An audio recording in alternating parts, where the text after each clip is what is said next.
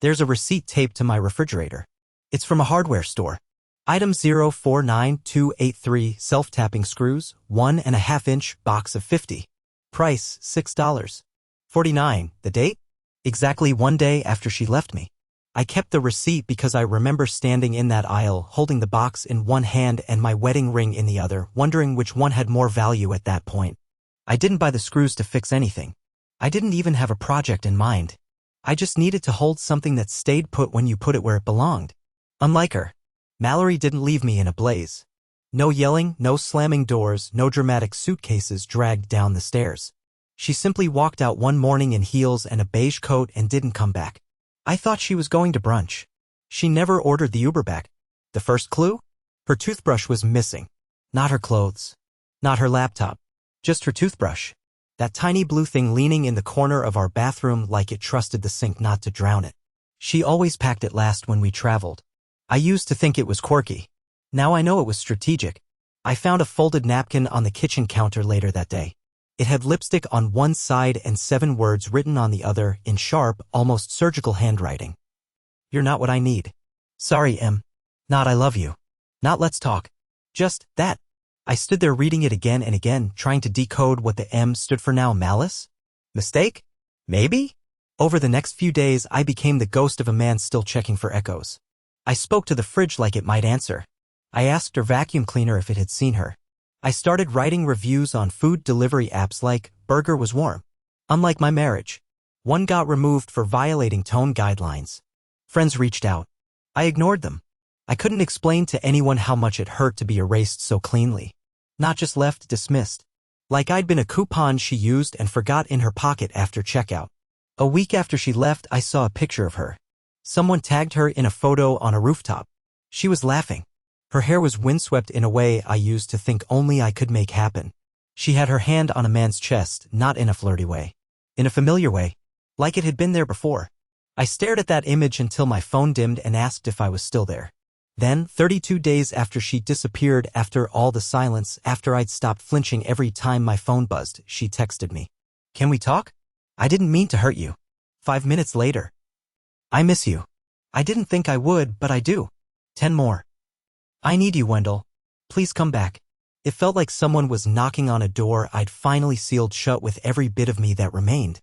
And here's where it really starts, because what she told me when we finally spoke. What really happened that month? You're not ready. I didn't respond to her messages right away. I let them sit there, glowing on my screen like little digital ghosts of a woman who once promised forever and disappeared faster than warm breath on glass. I reread the one that said, I need you, Wendell, about 20 times. Each time I felt something different. First disbelief. Then confusion. Then something sharper, not quite anger, but something close. Maybe it was awareness. The realization that I had stopped waiting for her to come back, right around the moment she did. 3 days passed before I responded. What do you want to talk about? She replied in under 2 minutes, like she'd been staring at her phone waiting for me to blink. I just need to explain. Please. Can we meet somewhere? Against better judgment, I agreed. But I picked the place. A small cafe on the edge of town, one we never visited together. I didn't want memories ambushing me from behind the dessert counter. I arrived 10 minutes early. She showed up 15 minutes late. Mallory stepped out of a black rideshare wearing a navy trench coat and heels that clicked with calculated grace. She looked flawless as always, but not in the effortless way she used to. This time it was polished. Deliberate. Like she was preparing for a courtroom instead of a conversation. She smiled when she saw me. That same curve of lips that once meant you're home. This time it looked borrowed. Hi, she said, sitting across from me like nothing had happened. You look good. I didn't answer. I just nodded. She launched into it without easing in, like a diver afraid of shallow water. I didn't leave because I stopped loving you. I left because I got scared. I blinked. Scared of what? Breakfast? Silence? Me? She winced. No. Scared of how small I was starting to feel. That made me laugh, not loudly, but in that short, painful way you do when someone says something so backwards it could only be true in their head. I made a mistake, she added quickly. I thought I needed someone with more drive. More edge. More hunger. And I found him. For a little while. Ah. There it was. The confession behind the curtain. The unnamed him. I didn't flinch. I just stirred the coffee I wasn't drinking. She kept talking, her words tumbling now like rocks sliding down a hill she couldn't stop. It was a mistake. He was exciting, sure, but hollow. Everything felt transactional. He never asked how I was feeling, never listened when I spoke. You always listened, Wendell. You cared. I looked at her and wondered how long it took for a thrill to turn into a chore. How long before the bright lights of new infatuation dimmed enough to make my quiet stability look like a lighthouse again. I want to try again, she said softly. I know I don't deserve it. I know what I did was cruel. But I see things clearer now. I took you for granted. I wanted to scream at her. I wanted to throw my coffee against the wall and tell her that some people don't get to come back. But all I said was, "Where were you staying?" She hesitated. His place. For about 3 weeks. Then I got a room at the Hartley Inn. I nodded. Why'd you leave his place? Her mouth opened, but she didn't speak. The pause told me everything. He ended it, I said. Her eyes dropped to the table. That silence between us, it lasted maybe 4 seconds, but it held more than the past 4 years of our marriage. It held truth, shame, regret, and a sliver of something else I didn't want to name yet. I need time, I said finally, standing up. I'm not saying no, but I'm not saying yes either. She looked up with wet eyes, mascara clinging to her lashes like her pride clinging to its last thread. I'll wait, she whispered. I left the cafe that day with the strangest feeling in my chest. Not peace, not closure, not even relief. Just momentum. Something was coming and I could feel it. A shift in the ground I used to walk so carefully across. Because what I didn't tell Mallory, what I didn't even tell myself until that moment, was that while she was chasing the high of temporary validation, I had been unraveling something much darker. And it all started with a phone call I wasn't supposed to hear. After the cafe meeting, I didn't go home. I wandered into a hardware store, the same one from the receipt on my fridge, and walked through aisles I didn't need anything from, letting the bright fluorescence and scent of sawdust distract me. It was easier than returning to the echo of Mallory's words, I'll wait. That was the thing about her, she always knew how to speak like she was the one being wronged. Like I was the one who had to decide if she deserved redemption. Not the other way around. I didn't sleep that night. I laid on the couch, staring at the ceiling fan as it rotated above me like time spinning in circles. I kept replaying everything, not just what she said, but how she said it. Too clean. Too rehearsed. Mallory was a lot of things, but she was never careful with emotions. Not like that. Not unless she was hiding something. That's when I remembered the spare phone. Years ago, I'd bought a prepaid phone to use when I traveled for tech conferences. I kept it powered off in the back of my desk drawer, just in case. I had forgotten she ever used it, but during our 2nd year of marriage, she'd borrowed it once when hers died during an out-of-town showing. I didn't think twice. After she left, I powered it on again, mostly out of habit. It buzzed twice when I booted it up, 2 unheard voicemails, both from unknown numbers. I stared at the notification. I hadn't used this number in almost 2 years. I almost deleted them, assuming they were spam. But something made me listen. The first message was short. A man's voice, low, rushed. Tell your husband whatever you want. But you and I both know what that night meant. Then a pause. Or didn't. My stomach dropped. The second message was worse. You told me he was spineless. That he didn't care if you left. That he'd probably thank you. So don't act shocked now that it's over. You got what you wanted. You left the nice guy. I was never here for the long haul. I sat there on the couch, frozen. The room spun. Not just because of what he said, but because he wasn't angry. He sounded annoyed. Detached. Like someone reviewing a bad business deal. My chest tightened in a way that made it hard to breathe. I played them both again. And again. She had told him I wouldn't care. That I'd thank her for leaving. Was that the version of me she'd been sharing with someone else? The loyal, sweater-wearing idiot she painted as so disposable that even the man cheating with her didn't feel guilty? I didn't cry this time. I laughed. It was the kind of laugh that came from somewhere brittle. Not from humor, but from the sheer absurdity that I once blamed myself for her absence. That I questioned my own worth for a woman who recited a breakup monologue only because her affair crashed and she had nowhere else to land. The next morning, I got a text from her again. Thinking of you today. Hope you're okay. I didn't respond. Instead, I went into the closet, pulled down the wedding photo she'd left behind, and flipped it over. On the back was a note in her handwriting from years ago. Forever isn't a word, it's a promise. I traced the words with my thumb and then tossed it into the trash. Later that night, I received another message.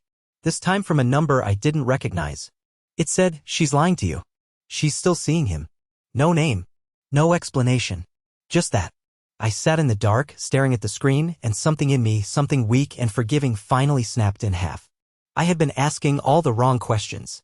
The issue wasn't whether I could forgive her. It was whether I even knew the real story at all. I didn't sleep. I couldn't.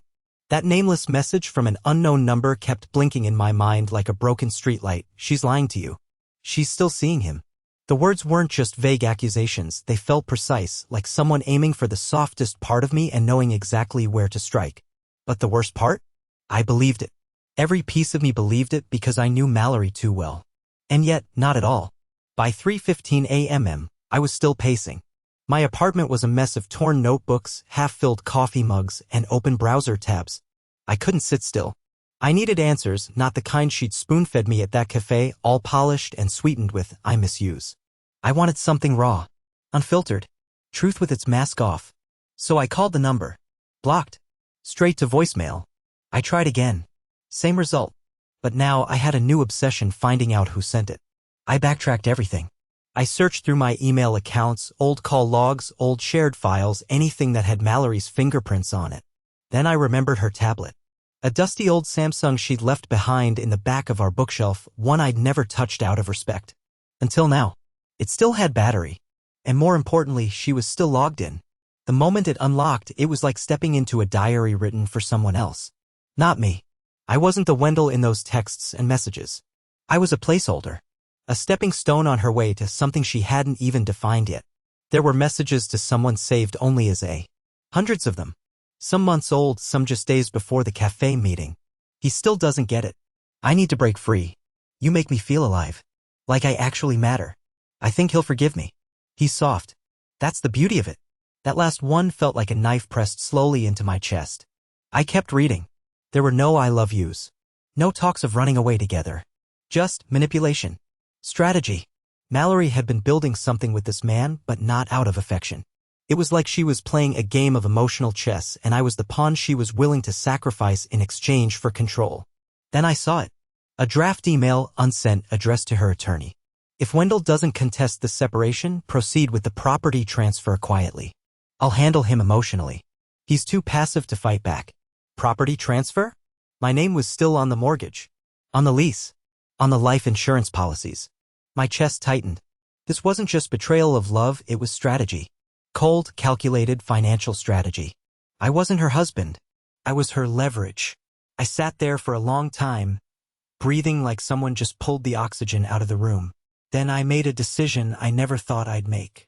I messaged her. We need to talk. Tonight. My place. Alone. She replied immediately. Of course. I'll be there. I spent the next few hours not preparing words, but documents. I printed everything from her tablet. The messages, the emails, screenshots. I even backed them up to a hard drive. I wasn't preparing for a fight. I was preparing for exposure. And this time, I wasn't the version of Wendell she thought I was. Not the soft one. Not the one who made tea and hoped she'd stay. She showed up at 7:02 p.m. Smiling like nothing had happened. Like she hadn't tried to rewrite my life behind my back. But I didn't smile back. Sit down, I told her. She blinked, taken aback, but obeyed. What's going on? I dropped the stack of papers on the coffee table. You tell me. She looked down at the pages, the texts, the email, her own words, and froze. That's when I saw it. The truth. The real Mallory. Not the charming version she showed at dinner parties. Not the remorseful woman from the cafe. This was the one who made calculations behind closed doors. I don't know what you think this proves, she said, her voice low now, tight. It proves I was never your partner. I was your placeholder. Your convenience. She stood up. You're overreacting. No, I said. I'm finally reacting. After all the times you called me useless. After you left without a word and came back only when your new plan fell apart. I'm not the fool you think I am. She narrowed her eyes. So what? What are you going to do with this? That's when I pulled out the final piece. A letter of intent to dissolve all joint assets, notarized and prepared. Her name was on it, waiting for her signature. You want out, I said. Here's your door. But this time I choose how it closes. Her hands shook. She didn't speak. And for the first time in years, the silence between us didn't feel like punishment. Felt like power. Mallory didn't sign the papers. Not that night. Not the next day. She left my apartment without saying another word, walking stiffly like she was holding herself together with string. But the damage was done, and for once I didn't feel like the one being left behind. I felt strangely clean, like I had finally washed her fingerprints off parts of me I didn't know she'd touched. That feeling didn't last. The next morning, I found an envelope tucked under my door. No return address. No name. Just my name written in bold, tight handwriting. Wendell. Inside were 3 photos and a note. The photos were of Mallory. One showed her at a gas station leaning into a silver car window, her lips brushing the face of a man I'd never seen before. Another showed them inside the car, laughing, her hand on his thigh. The third was the one that made my stomach flip. Her keychain. My house key. Hanging from her finger like a trophy as she stood in what looked like the hallway of a hotel room. The note? It read, "You deserve to know who she really is. You don't know the half of it. If you want answers, meet me tonight 9 p.m. Calhoun parking garage top level. Come alone." No signature. No clue who sent it. But I knew one thing. Someone had been watching her. Closely. And based on the photos, they had access to places they shouldn't. Maybe this was her A. Maybe this was someone trying to drag me deeper into something I wasn't prepared for. But curiosity, that's a hell of a drug when your world's already in pieces. I arrived at the garage that night just before 9. The sky was bruised purple, the lights humming overhead. No one was there. I stood alone, arms crossed, nerves rattling under my skin. Then I saw a man step out of a black sedan. He was tall, maybe mid-40s, with a military fade and a limp in his right leg. He looked at me like he'd already decided what he thought of me. "You Wendell?" he asked. "Yeah," I said, heart thumping.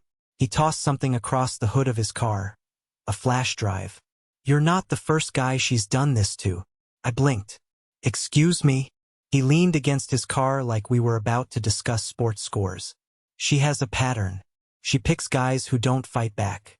People she can mold, control. She gets them to tie her into their finances, their homes, their pensions, and then she moves on when someone more useful shows up." I stared at him. "How do you know all this?" He hesitated, then looked me dead in the eye. "Because I was her husband. 10 years ago." It felt like the wind got sucked out of the air.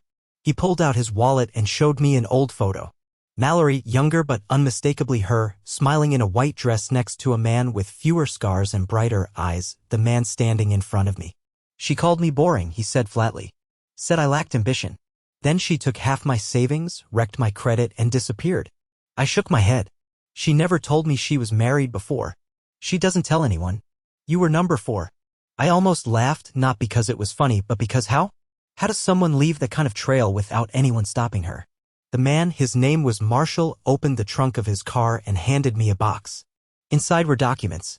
Property deeds. Bank statements. Text logs. All tied to Mallory. All showing a pattern. Each relationship followed the same arc: whirlwind romance, financial merging, withdrawal, emotional sabotage, and finally a quiet exit once she'd taken what she needed. "She's not coming back because she loves you," he said. "She's coming back because you still have something she wants." I couldn't breathe. Everything felt unreal. Like I'd been living in a movie with a script I never saw. And now I was holding the director's notes in my hands. Marshall gave me one last piece of advice before leaving. "She's not going to stop unless you stop her. She won't sign those papers willingly. She'll delay, charm, threaten, cry. Whatever it takes. She doesn't believe men like you have teeth." I didn't respond. I just stood there as his taillights faded into the night. When I got home, I plugged in the flash drive. What I saw confirmed everything and something even worse. She wasn't just manipulating partners. She was also hiding income, forging joint documents, and lying to the IRS. Suddenly, this wasn't just about betrayal. It was about fraud. And I was still legally tied to her. The night I watched the flash drive, I didn't sleep. I couldn't. My body was still, but my mind was sprinting in every direction, colliding with images I could no longer erase. Emails with fake signatures. Withdrawals from bank accounts she didn't own. Her voice, laughing in a message about how easy it is when they trust you. That voice used to tell me good night. The pieces finally snapped into place. This wasn't heartbreak. This was something criminal. And I was the idiot carrying half the liability because I still hadn't untangled my name from hers. I realized something that made me feel colder than any betrayal before. Mallory wasn't just using me emotionally, she'd set me up to take the fall if anything ever came to light. I had to do something. I just didn't know what. Not yet. That changed 2 days later. It was early evening when I heard the knock on my door, a rhythmic, almost cheerful tapping. I looked through the peephole and saw her. Mallory, dressed in soft blue like she wanted to look fragile. She was holding a bag of takeout from our favorite Thai place, the same one we used to order from on movie nights. I hadn't seen her look that put together since before she walked out. I opened the door but left the chain on. She tilted her head. Can we talk? Please? I brought you dinner. Why? I asked, voice dry. Because I miss you. Because I think we both made mistakes. Because I'm tired of pretending like we can't fix this. I almost laughed. She sounded rehearsed. I watched her eyes. No regret. Just calculation. I'll let you in, I said. But I'm recording everything. I want that clear. She blinked, hesitated, then gave a tiny nod. I unlocked the chain and stepped aside. What she didn't know. The entire living room was already wired. I'd set up 2 discreet mics and synced them to my laptop in the next room. One chance to get her voice on tape. One chance to beat her at her own game. She sat down on the edge of the couch and handed me the takeout bag. She even smiled, that same small, sweet smile she used to use right before asking for something she knew I'd say yes to. Wendell, she began, I know I hurt you. I didn't know how badly until I walked away and realized how quiet everything became. You were always the one person who made me feel safe. I stayed silent. I was scared, she said. Scared of being ordinary. You're comfortable, and I started mistaking that for boring. But now I see. I needed that. I still do. She placed her hand over mine like we were filming a drama and the director had just called for the emotional climax. I want to come back. I want to rebuild. But I need your help with something first. Ah, there it was. What kind of help? I asked, not moving. She took a breath. The IRS is doing a light audit. Nothing serious, just random.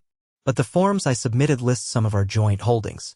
It would really help if you could sign a statement saying those accounts were shared intentionally. It's just paperwork. My heart thudded once, loudly. And if I don't? I asked. She smiled tightly. Then they might think something shady happened. I'd hate for that to reflect on either of us. But if we cooperate, we're fine. I promise. I stared at her. She didn't flinch. Not once. That was her skill, making poison sound like a favor. I'll think about it, I said. She nodded like we were back in sync. Good. That's all I ask. She stood up to leave. Can I see you again tomorrow? Maybe. She leaned in and kissed my cheek. Her lips lingered too long, like she still believed I could be softened. Then she left. As soon as the door shut, I sprinted to my laptop. It was all there. Crystal clear. Her voice. Her words. The manipulation disguised as reconciliation. The carefully phrased lie about the audit. She wasn't trying to get back together. She was trying to pin the financial fraud on me, get my signature on a lie so she could vanish again if the walls closed in. That night, I contacted a friend from high school who now worked at a local law firm. I sent her the audio, the documents, everything Marshall had given me. She called back 20 minutes later and said, Wendell, if you don't act fast, she's going to ruin your life. I told her I was ready. But before we moved forward legally, I had one more thing I needed to do. One more piece of the puzzle I had to understand before I cut Mallory out forever. Because just that morning, before Mallory knocked on my door, I got another message, this time not from a stranger. It was from her sister. It had been over a year since I last heard from Tessa, Mallory's older sister. The last time we spoke was during our 3rd anniversary party when she pulled me aside and said, I don't know how you do it, Wendell. You're stronger than I'd ever be. I laughed at the time, thinking it was just sibling sarcasm. But now I realized there had always been something hidden beneath that comment, something that looked a lot more like a warning than a compliment. The message she sent me was short. We need to talk. I should have warned you sooner. That was it. No emojis. No smiley face. No easing into it. Just raw urgency. We set up a meeting at a diner on the edge of the city, one of those places that always smells like burnt toast and old coffee but never runs out of booths. I arrived first, heart pounding like I was about to meet a detective with a cold case. Tessa walked in wearing jeans and a weather-beaten leather jacket. She didn't hug me. She didn't even smile. She just slid into the booth and said, You look like hell. I feel worse, I muttered. She nodded slowly and then dropped a manila folder on the table between us. This is everything I've got. I should have given it to you years ago. I opened it. Inside were photocopies, printed emails, and a stack of handwritten notes, all organized by dates and names, 4 names actually. For men, listed with dates, cities, and red underlines. One of them was Marshall. The last name on the list was mine. I didn't understand what she was doing at first, Tessa said, eyes fixed on the window. But over time I started noticing a pattern. She'd disappear, resurface, and always come back with a nicer car or bigger apartment. She told Mom she was a consultant. Told me she was freelancing. But she was living off other people. Draining them. I tried to swallow but couldn't. I warned one of them, she continued. The second guy, Craig. Told him Mallory wasn't who she claimed. He didn't listen. Ended up losing his house. Declared bankruptcy. Last I heard, he moved to Ohio to start over. Why didn't you tell me? I asked, voice cracking. She looked at me then, not with guilt, but grief. Because when you came into the picture, I saw something different. She seemed calm. Softer. You were so kind, so genuine. I thought maybe you were the one who'd actually fix her. I laughed bitterly. Yeah, I thought that too. Tessa leaned in. But she doesn't want to be fixed. She thrives in chaos. It's how she maintains control. If someone gets too close to seeing the real her, she burns it all down and moves on. I sat back in the booth, staring at the folder. Each page was a chapter in a life I never knew Mallory had. It wasn't just betrayal, it was pathology. She wasn't leaving wreckage by accident. She was designing it. She's planning something again, I said quietly. She came to me asking for my signature. Said she needed help with IRS paperwork. But I have recordings. Documents. And now this. Tessa's face darkened. You need to shut it down, Wendell. All of it. Cut her off completely. She's not just trying to protect herself. She's trying to make sure you take the fall if anything surfaces. I nodded. That's the plan. But she wasn't done. She reached into her bag and pulled out a smaller envelope, this one sealed with tape. What's this? I asked. Her voice lowered. Proof she never planned to stay married to you. Inside were copies of documents filed months before Mallory ever left. A second bank account opened in her maiden name. A P.O. box rented in a different city. Correspondence with a man in Arizona about an apartment lease that started 2 weeks before she walked out of our life. She was gone long before she said the words, Tessa whispered. She just waited until it hurt most. I left the diner shaking. That night, I sat in my living room with the lights off and went through every piece of paper. Every document. Every email and note and name. I organized everything into a single binder, made backup copies, and handed them to my attorney the next morning. She reviewed everything in silence and then simply said, we're done playing defense. A day later, I received a text from Mallory. Can we talk again? I'm scared. Something's happening. You're the only one I trust. No apology. No ownership. Just more puppeteering, more of the same old strings. And this time I didn't answer with words. I filed the report. Mallory didn't know it yet, but her days of control were over. 3 weeks. That's how long it took for everything to come crashing down. Once the report was filed, complete with audio recordings, bank statements, signed testimonies from Marshall and Tessa, and the full archive from Mallory's forgotten tablet, my attorney handed it off to the authorities. Quietly. Strategically. I didn't want revenge. I wanted freedom. But in a situation like this, one tends to come with the other. I didn't hear from Mallory after that last text. She must have sensed the shift. Or maybe someone warned her. I don't know. But what I do know is that when they finally contacted her, she didn't deny a thing. She tried to pivot, of course, claimed I manipulated her, said I doctored evidence. But they had her own words. Her handwriting. Her paper trail. And that's the thing about people who build their lives on illusion, they forget that every lie creates paperwork. When they froze the accounts she'd set up behind my back, she panicked. When she realized I'd blocked every legal avenue she could have used to rope me in deeper, she started calling over and over. Different numbers. Unknown lines. My phone lit up like a Christmas tree of desperation. I didn't answer a single one. Instead, I did something I hadn't done in months. I went outside without feeling like I had to look over my shoulder. I took walks again. I called my mother and actually talked to her.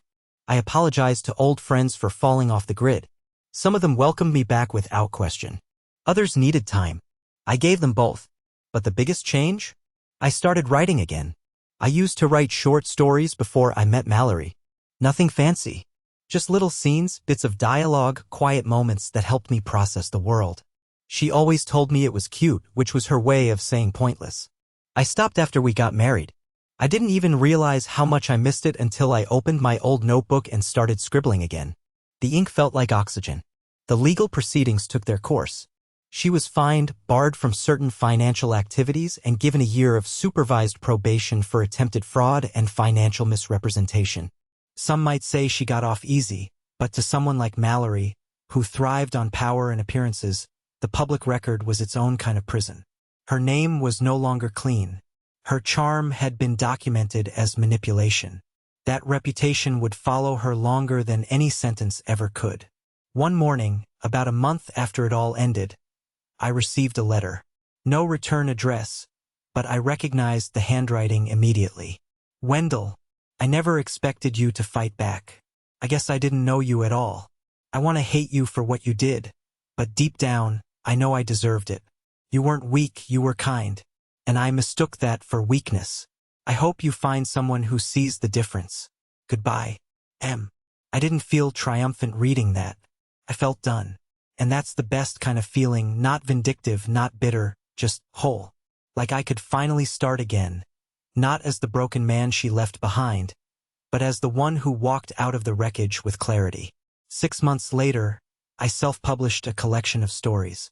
It wasn't a bestseller or anything, but people read it. They left comments. Some of them said, "Your writing made me feel seen." And that was enough. That was more than enough. One evening, while leaving a small local book event, I held the door for a woman carrying a stack of novels. She smiled, said, "Thanks," and walked inside. No fanfare, no slow-motion music, just a moment. But maybe that's how it starts, the right kind of beginning. The kind that doesn't rush in with fireworks or declarations. The kind that respects the space you've earned and offers something simpler. Peace. I don't know where Mallory is now. I don't need to, because I'm here, and I'm finally free. And that's more than I ever thought I'd be again. That's enough.